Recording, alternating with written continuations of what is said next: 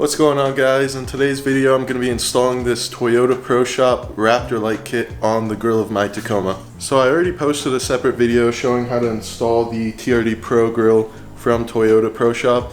It's a super solid product, it's not that expensive, and it's really solid for the price. So I would highly recommend that if you're looking for a TRD Pro grill. If you have the grill and you want to add the Raptor lights like I'm doing, this video is for you. It's going to show you how to do it and the right way to do it. So I'm going to go ahead and get started and get right into the install. Alright, so here's everything that I think we're going to need for this install. This is what comes in the package right here. You get the wiring harness with the waterproof connectors, the atta fuse to get power to it, and then of course the Raptor lights themselves. And then the stuff that doesn't come in the package that you'll need is some type of like little tip like this. I don't know if it can focus, to hook up the ground wire to your truck, and then maybe some zip ties to clean up the install of the wiring harness a little bit, and then obviously some crimpers.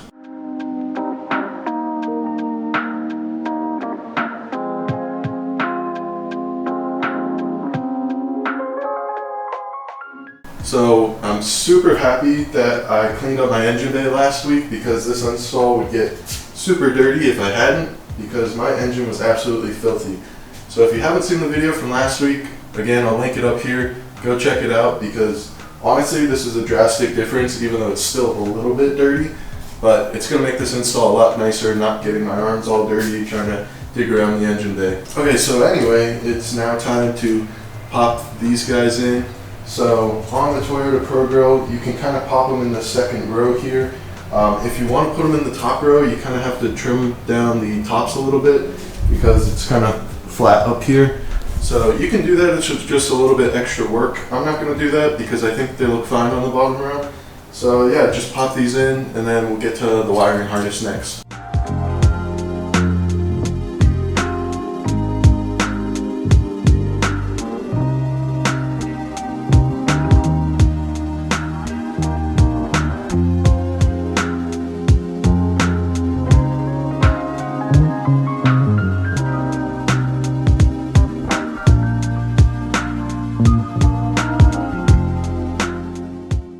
Alright, so when you're pushing those in, you should feel a little bit of a click, maybe some slight resistance, but otherwise they go in pretty easily.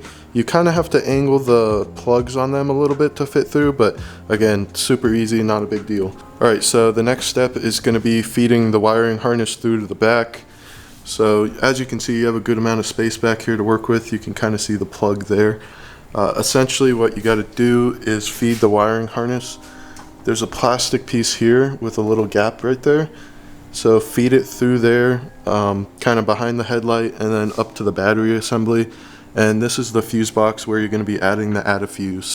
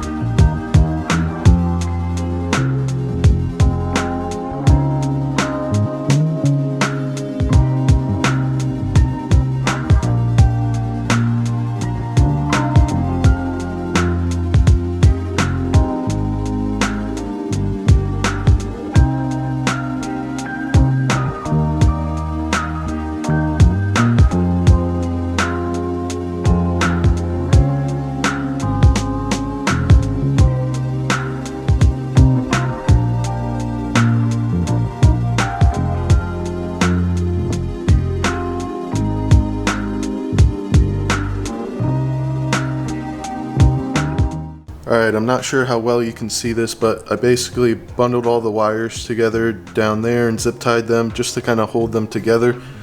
And then I have the harness running through this plastic piece here, and then behind the headlight up over to the battery and fuse box area. Okay, so before we move on to the next step, when you're working with electrical stuff on your vehicle, it's always a good idea to unplug the battery. So I'm going to go ahead and unplug the battery real quick. I'll just disconnect the negative lead, and that way we're not worried about it shorting out or, catching on fire or anything crazy like that.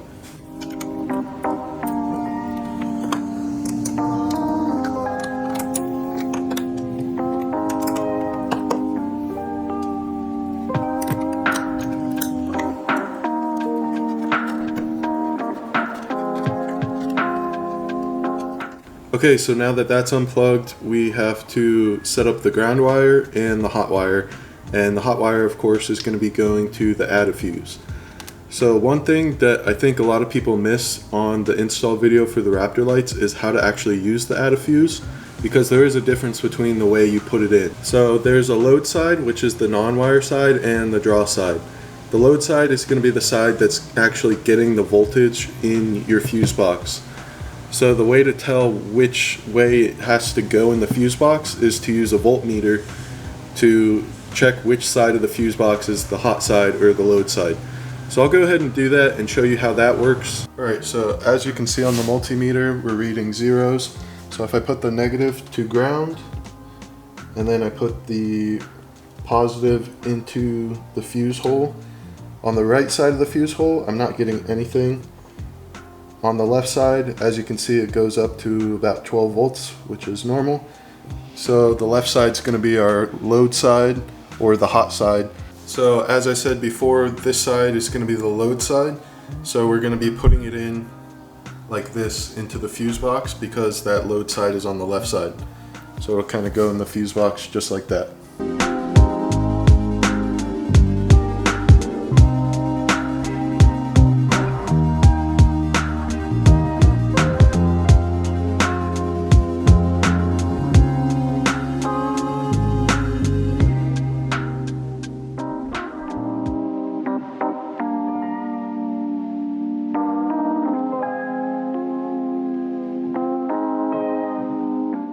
Alright, and then looking at the fuse box here, we're looking to do that bottom 10 right down there, because that's what's going to make it turn on with the daytime running lights. So we're going to pull that fuse out and then put the atta fuse into that slot. Alright, so now it's time to pick out the fuse we're going to use. If you didn't know, the Tacoma fuse box actually comes with a little pincher to pick out the fuse. So we'll go ahead and use that to pull out that 10 amp fuse, which is right down there.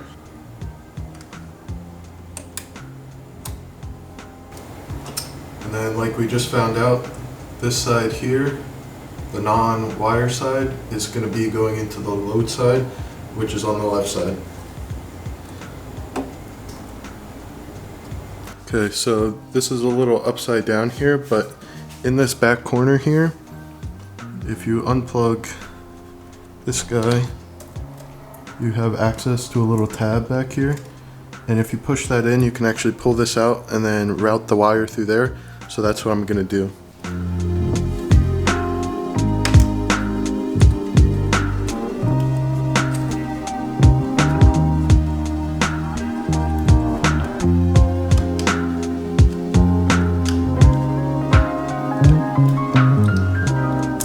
Alright, so as you can see, once you pull that out, you have a little bit of room in there to route the wire up through.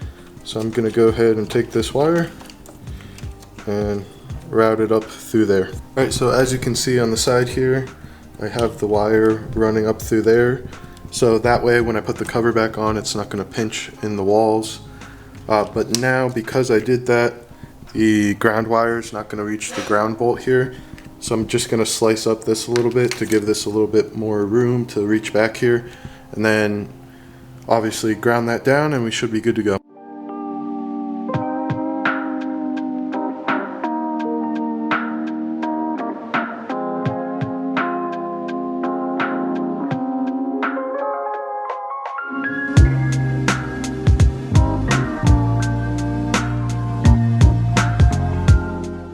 Alright, this ground bolt here is just a 10 millimeter, so I'll go ahead and undo that.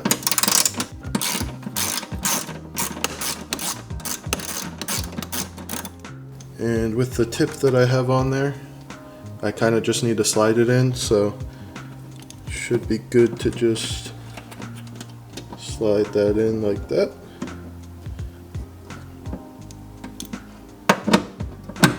And then we can tighten it right back down.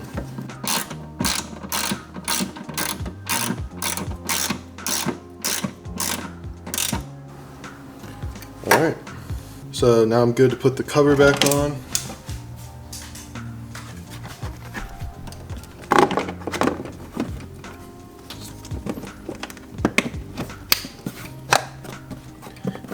And as you can see, it clicked on all 3 sides. So we don't have to worry about water getting in there now, and we don't have to worry about the wire getting crimped down by the sides of the box. So let's get the battery plugged back in. Okay. And then I'm gonna go ahead and turn on the truck.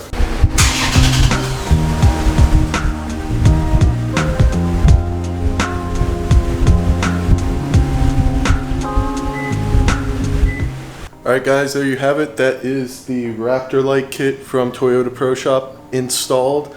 It's a pretty clean kit. The Raptor lights look great.